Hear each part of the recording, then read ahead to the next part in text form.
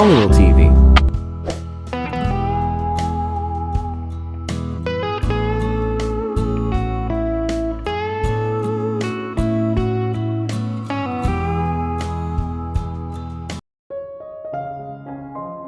Namiss ko ang malambot niyang asul na orbs. Namiss ko ang blonde niyang buhok. Namiss ko ang malarosas niyang labi. Namiss ko ang kanyang maliit na frame. Namiss ko ang katigasan ng ulo niya. Namiss ko ang walang katapusang mga tanong niya. Namiss ko siya. Grabe talaga, sino ang mag-aakala na ako, ang dakilang Alexander Mochino Romano ay uupo sa kanyang kama sa paghihirap, na nawawala ang isang maliit na 21 taong gulang na babae. Sobra lang ang kirot ng kalungkutan. 2 linggo na ang nakalipas. Kailangan ko siyang makita, hindi ko na yata kakayanin ito. Bumiyahe pa ako sa Italy para subukang kalimutan ang sitwasyon pero sinong niloloko ko? Ang pagiging malayo sa kanya ay parusa lamang. Dumaan ang Pasko at masama ang pakiramdam ko na hindi niya ito maipagdiwang dahil sa akin. Oo, nakumatos pa siya. At ako ang naging dahilan. Kailangan ko siyang makita. Habang nag-iisip ako ng mga paraan para mapuntahan siya nang hindi nabubunggo ang kanyang ina, isang ideya ang pumasok sa isip ko. Naglakad ako papunta sa kwarto ni Alessandro at kumatok bago pumasok. Bro, kailangan ko ng tulong mo. Tumingala siya mula sa kanyang laptop at alam ko mula sa mga tunog na nakukuha ko na siya ay nanonood ng porn. Hindi ngayon bro, busy ako. Bumuntong hininga ako at isinara ang laptop. Pwede mo namang panuurin yan sa ibang pagkakataon. I need your help now. Napaungol siya. Anong kailangan mo? Alam mo naman ang sitwasyon namin ni Grace. Hindi ako makakapunta kay Irish at pagod na akong marinig ang mga report ng mga doktor tungkol sa kalagayan niya. Gusto ko talaga siyang makita, hindi marinig ang tungkol sa kanya. Tinaas niya ang kanyang kilay. So, gusto mong pumunta doon undercover? Umiling ako. Hell no, I'm the big tabby sneaking around. I want you to go there and set up cameras. I need you to do that today. Tumingin siya sa akin ng hindi makapaniwala. So pinahinto mo talaga ang palabas ko para sabihin sa akin na mag-set up ng mga camera. Mukha ba akong fucking worker? Kumuha ka ng pangkas dude para i-set up ito para sa iyo. Pinasadahan ko ng daliri ko ang buhok ko. Sa ngayon, ikaw lang ang mapagkakatiwalaan kung gumawa ng magandang trabaho. Tulungan mo ako bro, nangako ka. Bumuntong hininga siya. Fine, pussy, but I'm taking that brand new Ferrari as payment. Nanlaki ang mata ko. The hell you won't. May sarili ka ng sasakyan. Nagkibit balikat siya. Kung gayon mas mabuting bumalik ako sa aking video. Sabi niya sabay bukas ulit ng laptop niya. Fine, you can have it. Now get your ass up and go to the hospital. Remember, no one have to recognize you there. And don't do anything stupid Alessandro. Just discreetly set up the cameras and come back. Sumuntok siya sa hangin. Hell yeah, isang bagong sex box ang idinagdag sa aking listahan. Ano, gusto mong gawing sex box ang mamahaling sasakyan ko? Hindi ako makapaniwala sa kanya. Nagtaas siya ng kilay. It's gonna be my car anyways, may problema ka ba dyan?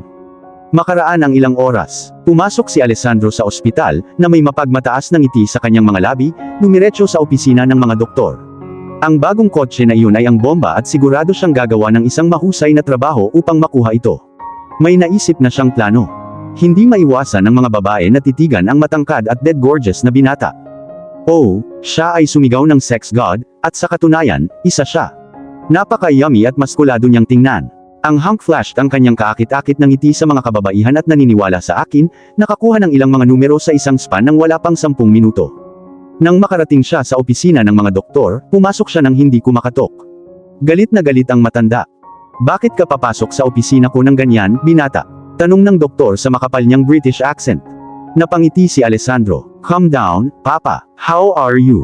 Nagulat ang doktor sa katapangan ng binata ngunit sumagot pa rin. I'm fine mister, how can I help you? Ngumiti ulit si Alessandro. Ngayon nagsasalita ka na, magiging civil tayo okay? Hindi sumagot ang doktor. Sabi ko, okay.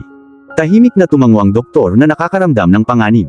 Tiningnan niya ang emergency button at halos pinindot niya ito para humingi ng tulong ngunit mabilis si Alessandro at naglabas ng baril. Di ba sabi ko sa'yo magiging civil tayo? Parang hindi pwede, kailangan kitang paamuhin. Umiling ang doktor, nagmamakaawa. Sorry sir, please don't pull the trigger. Call me Lord, sabi ni Alessandro sa kanya. Napalunok ang doktor. I'm sorry Lord. Ngumisi ang binata at nilagyan ng silencer ang kanyang baril. Nilabas niya ang phone niya at tinawagan ang isa niyang tauhan na pumunta kanina sa ospital. Pwede ka nang pumunta. Maya-maya, bumukas ang pinto at pumasok ang isang buff man. Sinabi ni Alessandro sa doktor na tanggalin ang kanyang coat, ang kanyang badge at stethoscope at ibigay ito sa kanya. Ginawa ng kawawang matandang lalaki na takot na takot. Pagkatapos ay hinubad ni Alessandro ang kanyang malaking itim na coat at pinalitan ito ng doctor's coat, naglagay ng peking badge at isinabit ang stethoscope sa kanyang leeg. Lalaking mukhang yummy siya, sexy young Italian doctor. Nilingon niya ang doktor, L. Ano ang hitsura ko? Napalunok ang doktor na may pawis na umaagos sa kanyang noo. Like a doctor.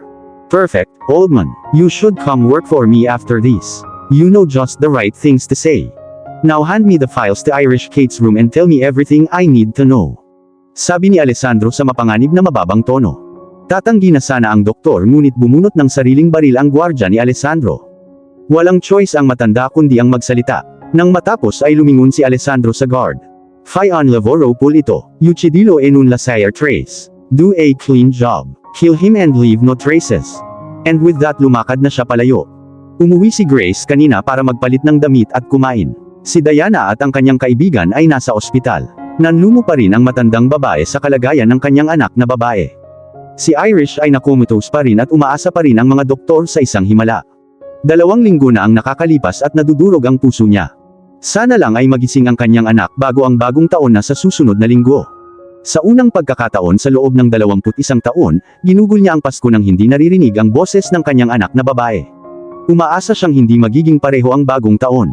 Samantala, si Diana at ang isang bagong kaibigan niya, si Taylor ay nagkwento sa mga hushed voices tungkol sa bagong lalaki sa kanilang klase, bumukas ang pinto and my oh my, did the doctor that just walk in look hot?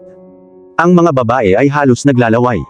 Isang kaakit-akit na ngiti ang ipinakita ni Alessandro sa mga babae. Good morning ladies. I'm Dr. Michael Gonzalez, Miss Irish Kate's new doctor. Actually, pinadala ako ni Dr. Ramon para i-check ang vitals niya. Seryoso na sabi niya para hindi maalis ang pagkakatakip niya. Napangiti ng panaginip si Diana. Oh, siya ay nagkaroon ng mainit para sa doktor. Good morning doctor. I'm Diana and this is Taylor, my friend. Napangisi si Alessandro sa loob.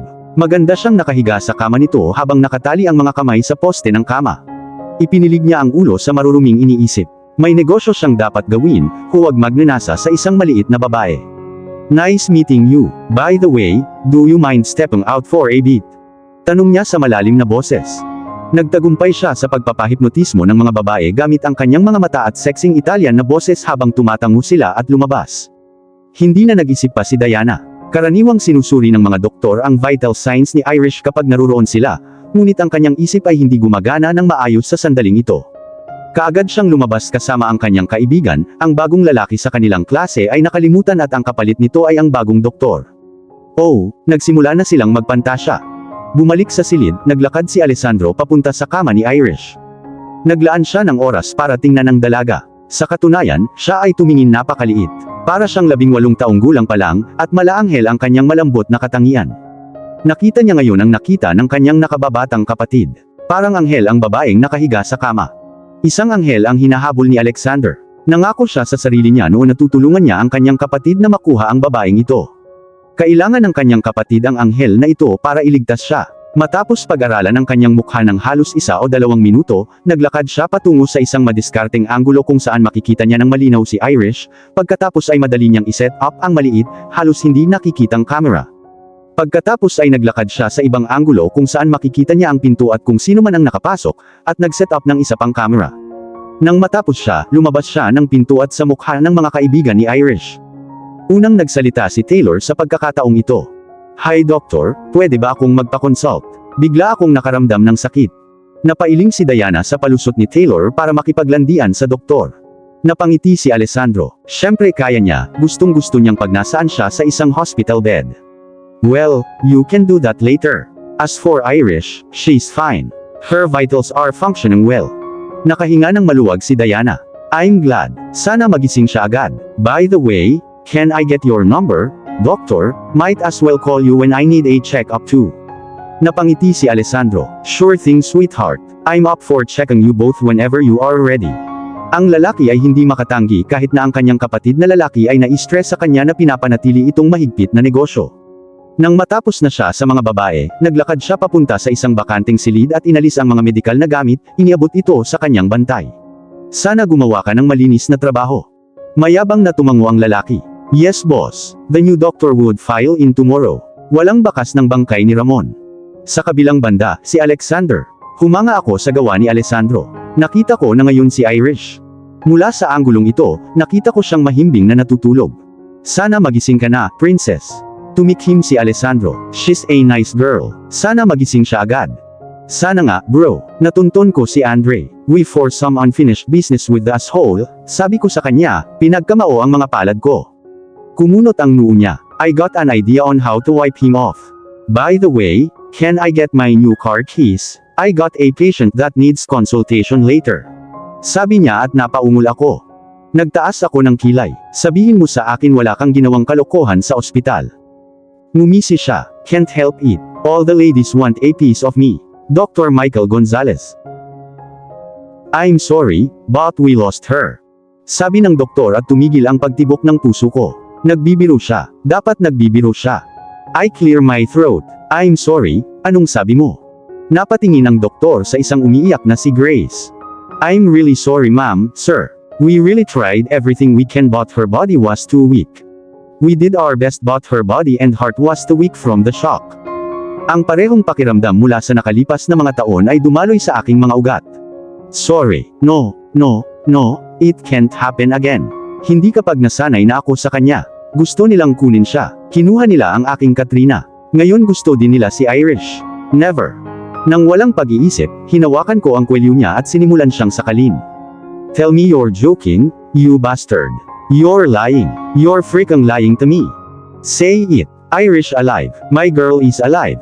Marahas na umuubo ang doktor pero wala akong pakialam. You bastard, you're lying to me. Go in there at sabihin mo kay Irish na hinihintay ko siya. She has to stop playing pranks on me. Nadudurog ang puso ko sa bawat segundong lumilipas. Patuloy ang pag-ubo ng doktor. I'm really sorry Mr. Romano. Pero patay na talaga si Irish. Wala na akong magagawa. Itinulak ko siya sa pader at nagsimulang sumuntok. Sa kabilang banda, si Alessandro. Nagising ako mula sa pagkakahimbing nang marinig ko ang boses ni Alexander. Sino ang sinisigawan niya sa oras na ito? Sinubukan kong matulog ulit pero mas malakas siyang sumigaw at bumangon ako sa kama. Fuck it man. Kailangan ko ng pahinga. Ang babaeng nagmula kagabi ay nag-drain sa akin. Napatingin ako sa orasan. 4:27 AM. Umuungol ako habang naglalakad papunta sa kwarto niya. Binuksan ko ang pinto at nakita ko siyang gusot sa kanyang kumot, humihingal at sumuntok sa hangin. Say it, you fucker. Sabihin mo sa akin na hindi siya patay. Sigaw niya tapos napagtanto kong binabangungot siya. Lumapit ako sa kama niya at tinapik ang balikat niya. Alex, bro, gumising ka na dude. Hindi siya sumasagot kaya niyugyug ko siya ng marahan. Wake up bro, what the fuck? Dahan-dahan niyang iminulat ang mga mata niya at hinawakan ang kwelyo ko, tinulak ako sa likod. Tinulak ko din siya pabalik. It's just me, bro. Stop acting weird. Nang mapagtanto niyang ako yun, huminahon siya at sinuklay ng mga daliri ang buhok niya. Can guess it was about Irish. What's up bro, you're turned into jelly because of this girl. Halos hindi ka na nagkaroon ng bangungot simula nang mamatay si Katrina. Ano bang nangyayari sa'yo? Tanong ko sa kanya habang naglalakad ako papunta sa ref sa kwarto niya at naglabas ng isang bote ng tubig, inihagi sa kanya. Naglakad siya papunta sa kanyang laptop at binuksan ito, tinitingnan ang natutulog na katawan ni Irish. Nakahinga siya ng maluwag at uminom ng tubig. See, she's fine. And look, that pretty friend of hers is there with her.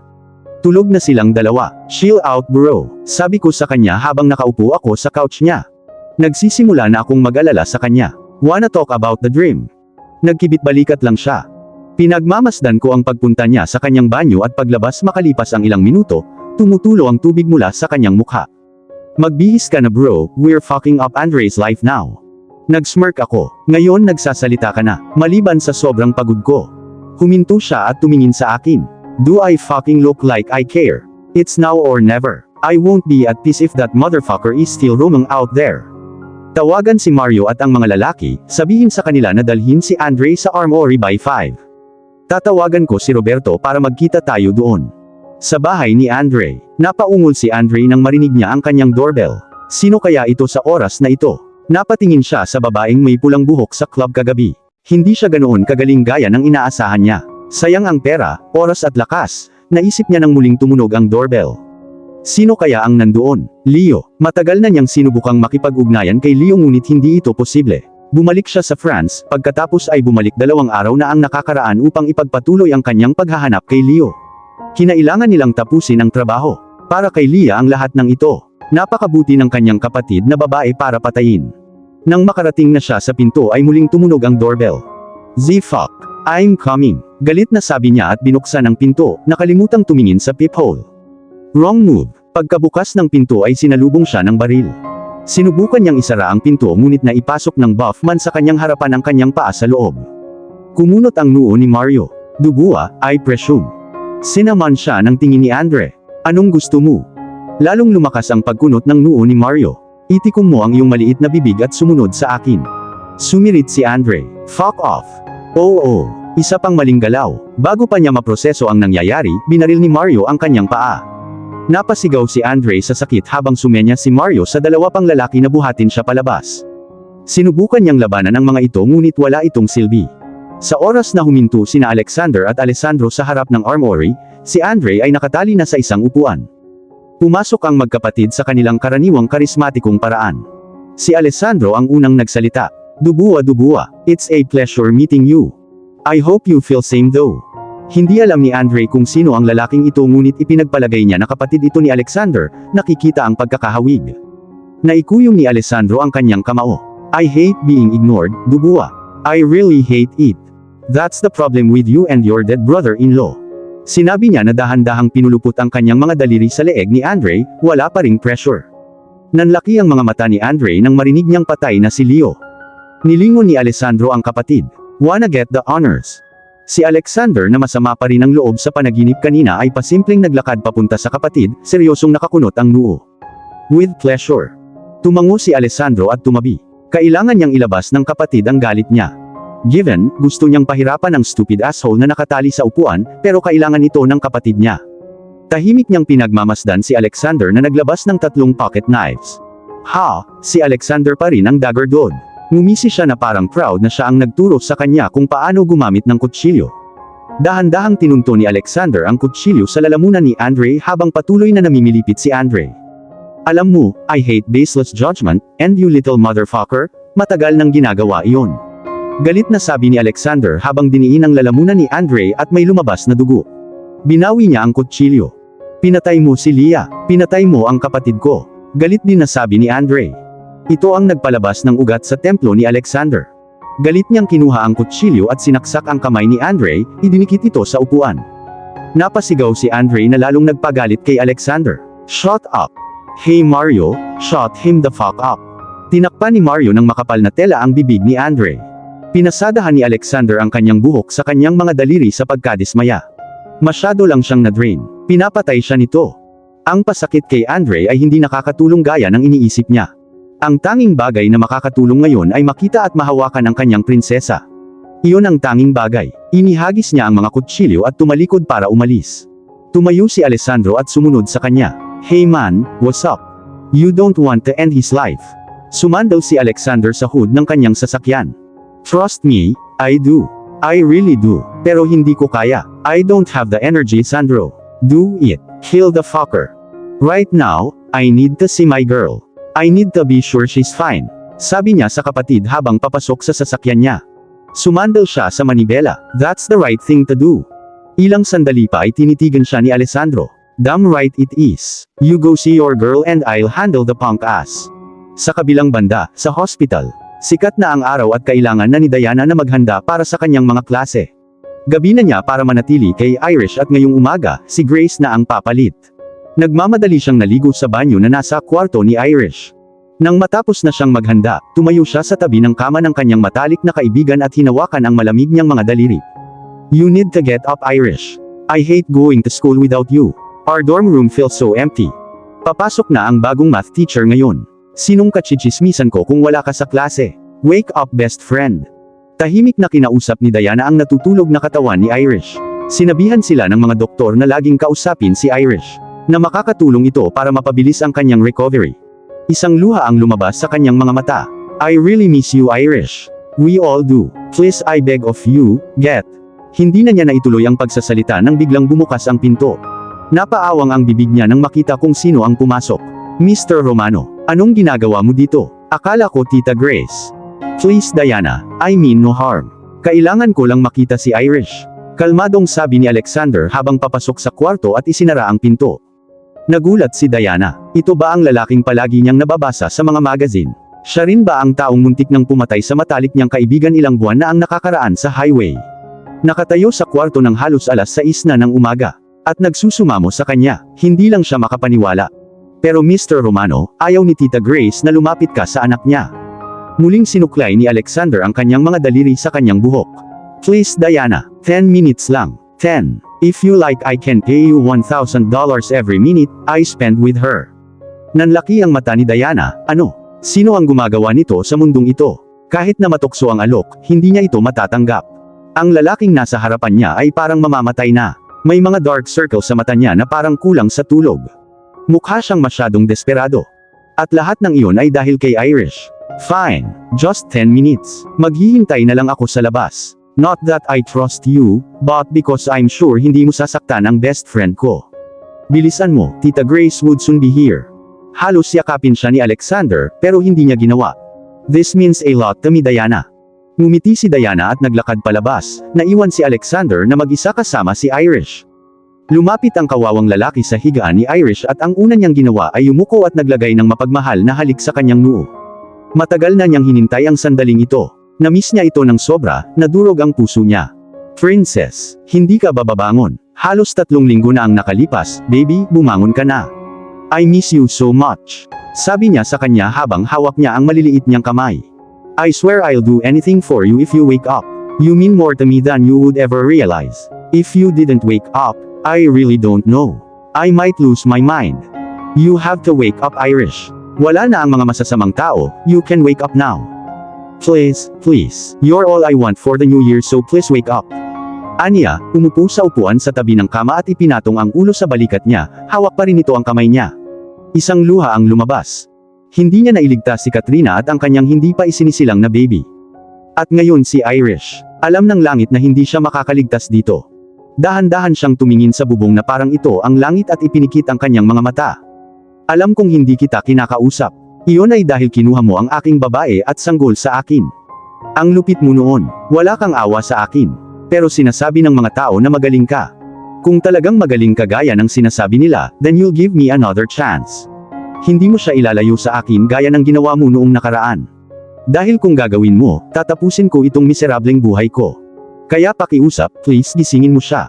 Nagdasal siya, nanalangin siya. Sa kauna-unahang pagkakataon sa napakaraming taon ay nanalangin siya para sa babae na walang malay at umaasa na kahabagan siya ng langit. At parang sa mga pelikula, gumalaw ang mga daliri ni Irish at lahat ng machine na konektado sa kanya ay nag-beep. Hindi makapaniwala si Alexander. Akala niya ay naghahalusinate siya hanggang sa maramdaman niyang gumalaw muli ang mga daliri nito. Sinagot ng langit ang kanyang mga panalangin. Ito ay tunay na isang himala. Tatawagan na sana niya si Diana at sasabihin ang magandang balita nang bumukas ang pinto at pumasok si Grace. Nanlaki ang mga mata niya. You again. At dito na po, nagtatapos ang part 28 ng ating kwento. Sabay-sabay po nating abangan ang susunod na kabanata. Maraming salamat po. God bless and stay safe.